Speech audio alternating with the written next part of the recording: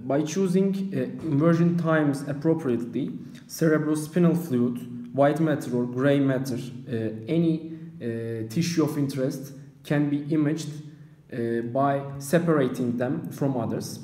So as I mentioned before, this requires nulling other signals coming from other tissues. In order to make a healthy imaging, we must cover Z magnetization fully. So we must obey this equation in which Ti is the inversion time of the sequence and T1 is the relaxation time of tissue of interest.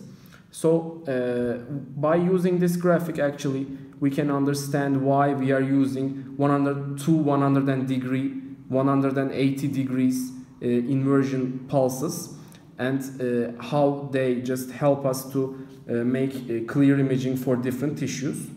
And also, as I mentioned before, 180 degrees is the definition of double inversion recovery. So 180 degree pulses actually is the definition of double inversion recovery. So if you observe the graph, W stands for white matter, G stands for gray matter, F stands for cerebrospinal fluid, and as I have told before, Ti1 and Ti2 are the inversion times of these tissues. So the change of magnetization value MZ for different tissues for varying Ti1 and Ti2 values are given on the graph. Eventually, white matter and cerebrospinal fluid signals are recovered slowly and pass through the null point as shown. On the other hand, gray matter signal has longer T1 value. This provides gray matter signal remaining negative and generates signal. And when this signal is generated, actually this tissue of interest is imaged. So in this part, gray matter signal remains negative and generates signal. Therefore, gray matter is imaged and other parts are nulled. So I will keep on talking about driving equations for this part. Actually, for the time interval between 90 degrees and 180 degree refocusing RF pulse is tau. So tau becomes Te over 2, and the available magnetization value Ma can be expressed with this equation. So the E1, E2 and Et values can be expressed in terms of inversion times and recovery times and tau in this form exponentially, and this provides actually a final MR signal which helps us to observe the image. And this is S equals K times MA times ET squared delta V. As we desire to null the signals from white matter and cerebrospinal fluid, we must satisfy the following equation, this equation, in order to just make the available magnetization value 0.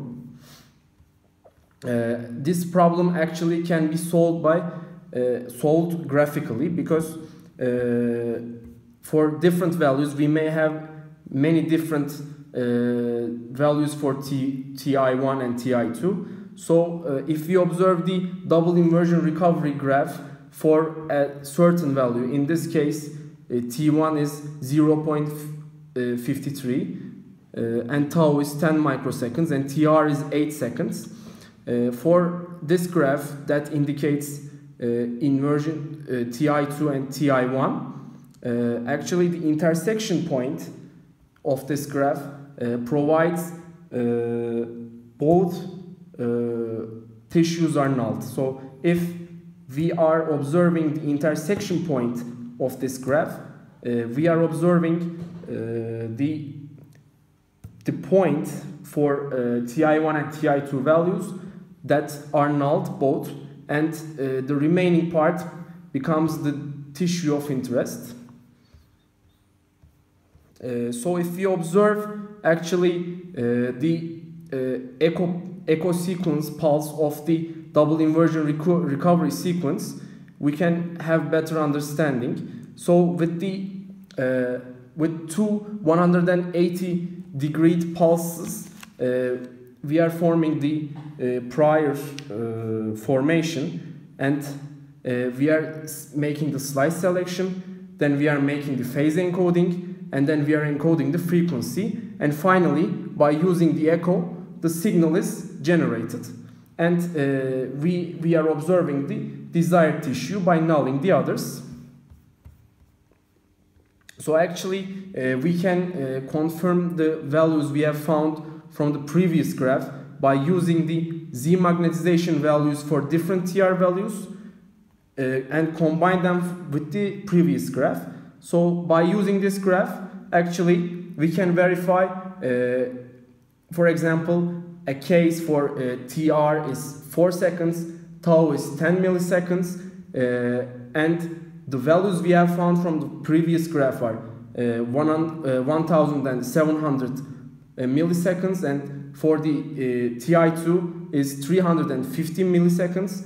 If we can verify the previous values from this graph as like TI1 and TI2 found here, we can verify our solution.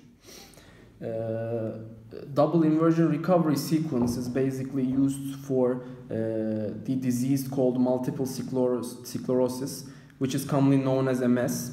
The detection of this disease can be best done by using magnetic resonance imaging, of course, but the best sequence to observe, to image this problem is double inversion recovery, and this is actually proved by some experiments carried out by some researchers. So I will start by what is multiple sclerosis MS. Actually, this can be started by some information about white matter and gray matter and nervous structure of the brain. So the white matter of the brain carries the nervous signals to gray matter, and MS causes some scar formation, and like the word sclerosis is the Latin version of scar, which we know in English.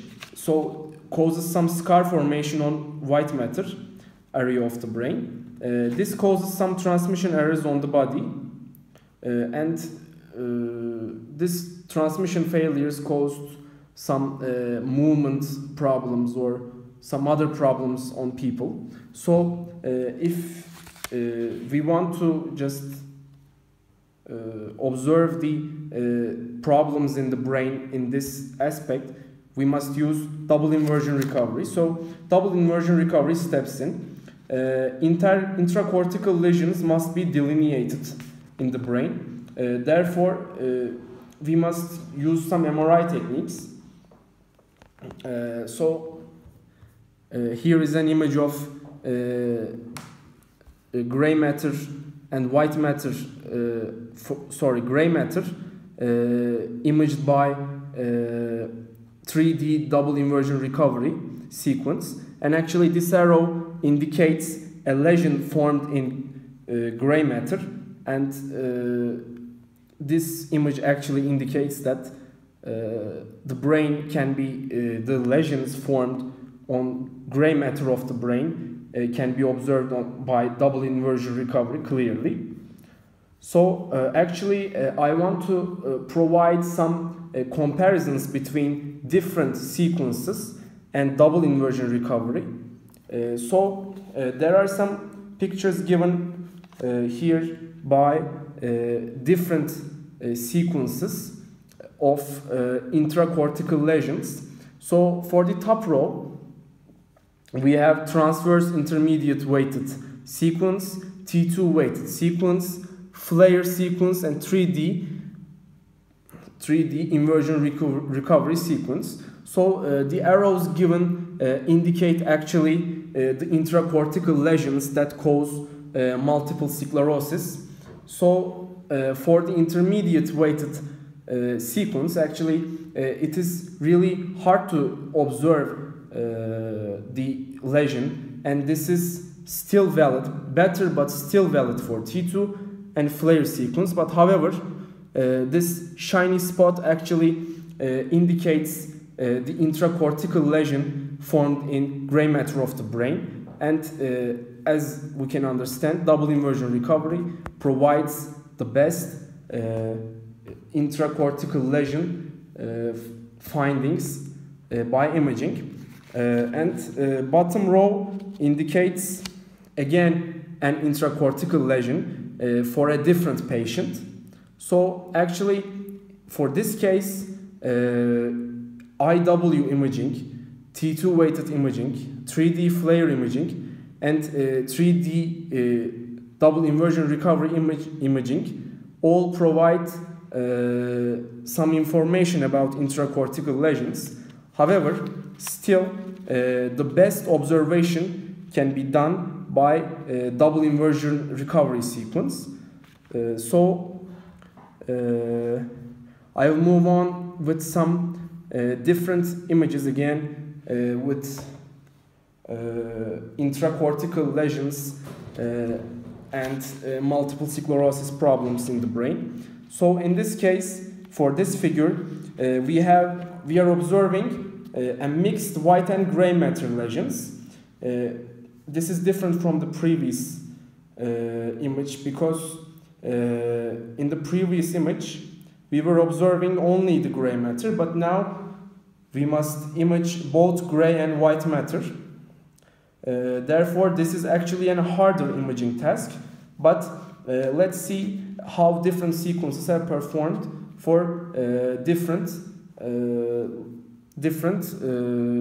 lesions. So for intermediate weighted, T2 weighted and 3D FLAIR sequences, we are trying to observe the intracortical lesion in mixed gray and white matter lesions. But however, actually the best observation can be done through double inversion recovery. And actually this is same for another patient with the same region of interest that we are trying to observe the intracortical lesion in mixed white and gray matter. So actually these all provide good images of the lesion. However, the best image is obtained by double inversion recovery. So in order to conclude and give some information about some researches that have been conducted by a Dutch research group, 3D double inversion recovery provides 100 and 500% increase in detection compared to T2 weighted imaging. And also 3D double inversion recovery provides 152% more detection of intracortical lesions compared to 3D FLAIR imaging. However, this concept has some way for progress. I have tried to explain the usage of double inversion recovery sequence in magnetic resonance imaging. I've tried to give you some background information about this type of imaging and magnetic resonance concept completely, and actually I took your time a little bit more, but I tried to mention all the points necessary, especially in mathematical background and images and comparison of images for especially multiple sclerosis disease between different sequences. So thank you for listening to me, and sorry for taking your time so long. Thank you.